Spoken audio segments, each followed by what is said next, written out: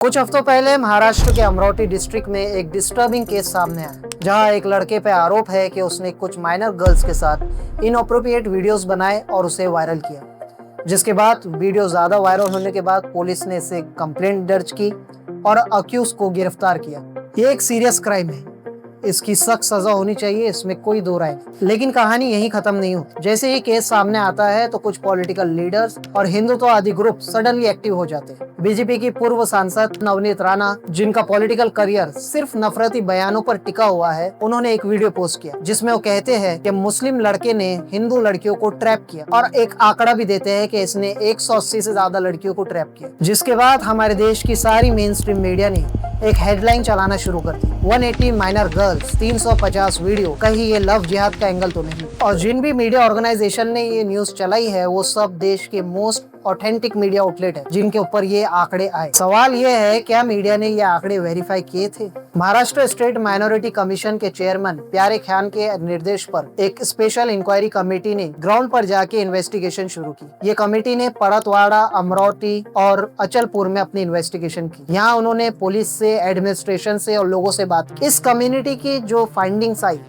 उसमें ये खुलासा हुआ कि जो मीडिया नैरेटिव बिल्ड कर रहा है और जो हकीकत है वो दोनों आपस में बहुत अलग है। कम्युनिटी रिपोर्ट के मुताबिक अब तक जितनी भी लड़कियां इस केस में आइडेंटिफाई हुई है वो सारी की सारी मुस्लिम समुदाय से, एक भी किसी और धर्म की नहीं जैसा नैरेटिव बनाया जा रहा, सब की सब मुस्लिम धर्म की। और जो बड़ा क्लेम हो रहा था कि 180 लड़कियां, वो भी झूठा निकला। कोई इसका ऑफिशियल वेरिफिकेशन नहीं हो पाया और यकीनन जो विक्टिम्स है इसके वो अभी सामने आने से हिचक रहे हैं। लेकिन उसके बाद भी पुलिस का कहना है कि इस केस में अभी तक सिर्फ 8 ही आइडेंटिफाई हुए हैं। इसके बाद अगर और निकले भी तो हमारा अनुमान है कि सिर्फ 12 निकल सकते हैं, उससे ज्यादा नहीं रहेंगे। और यहाँ से शुरू होता है खतरनाक पैटर्न। पहले क्राइम होता है, फिर विदाउट वेरिफिकेशन नंबर्स मीडिया में दिए जाते हैं, कॉन्स्पिरेसी थ्योरीज बनाई जाती है और धीरे धीरे पूरे केस को एक कम्युनल एंगल दे दिया जाता है। अब लोग पूरा एक पैटर्न नोटिस कर रहे हैं। अगर अक्यूजर और विक्टिम सेम कम्युनिटी के हो तो ये केस नॉर्मल पुलिस इन्वेस्टिगेशन बन जाता है। लेकिन अगर अक्यूजर मुस्लिम हो और विक्टिम हिंदू तो तुरंत पॉलिटिकल लीडर का रिएक्शन, मीडिया ट्रायल और केस एक कम्युनल एंगल ले लेता है। अब सच क्या है? सच ये है कि हिंदुस्तान में वुमेन्स के खिलाफ क्राइम हर साल बढ़ता ही जा रहा है। हम जब याद करें कि 2012 में निर्भया केस के बाद किस तरह सरकारों की आलोचना हुई, सख्त कानून लाए गए, लेकिन उसके बाद भी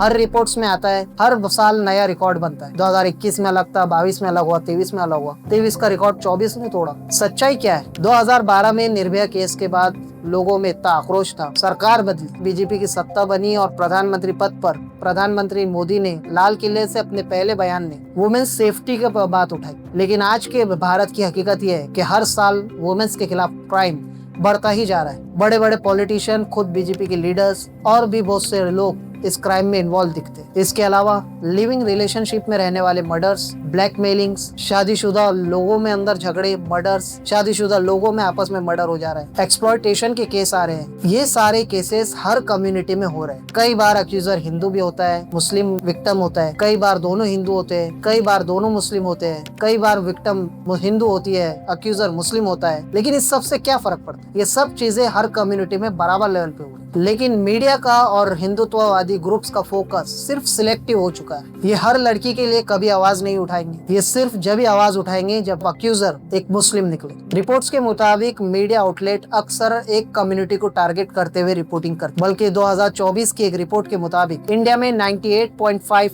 डॉक्यूमेंटेड हेट स्पीच मुस्लिम्स को टारगेट करती। 24 घंटे मीडिया आउटलेट टीआरपी के लिए एक कम्युनिटी को टारगेट करते हुए स्टोरीज को एग्रेस करके बता, खुले तौर पर मिस इन्फॉर्मेशन फैलाती। सवाल यह है कि क्या मीडिया का काम सच बताना या फिर नैरेटिव और प्रोपेगेंडा बिल्ड करना है? इस परतवाड़ा के केस में भी विदाउट वेरिफिकेशन ये बता दिया गया कि हिंदू लड़कियां टारगेट की गई, 180 से ज्यादा विक्टिम्स। लेकिन खुलासे के बाद पता लगा कि सिर्फ 8 लड़कियां अभी तक आइडेंटिफाई हुए। हो सकता है कई लड़कियां झिझक रही हो सामने आने को, लेकिन पुलिस ने भी साफ कर दिया कि सिर्फ 12 तक यह आंकड़ा जा सकता और सारी की सारी लड़कियां मुस्लिम कम्युनिटी की ही निकली। इस सब ने इनको बेनकाब कर। अब क्यों ये लोग मुस्लिम लड़कियों के लिए आवाज नहीं उठाते? इस केस में जो हुआ, जिस उस लड़के ने किया, ये वाकई घटिया हरकत है और एक क्रिमिनल ऑफेंस है। इस पर बिल्कुल कार्रवाई होनी चाहिए और अभी पुलिस इन्वेस्टिगेशन चल रही है। लेकिन एक इंडिविजुअल के क्राइम को पूरी की पूरी कम्युनिटी पे डाल देना, क्या ये इंसाफ है? प्रॉब्लम सिर्फ क्राइम नहीं है, प्रॉब्लम है उसका नैरेटिव। जब मीडिया सच की जगह कहानी बनाने लगे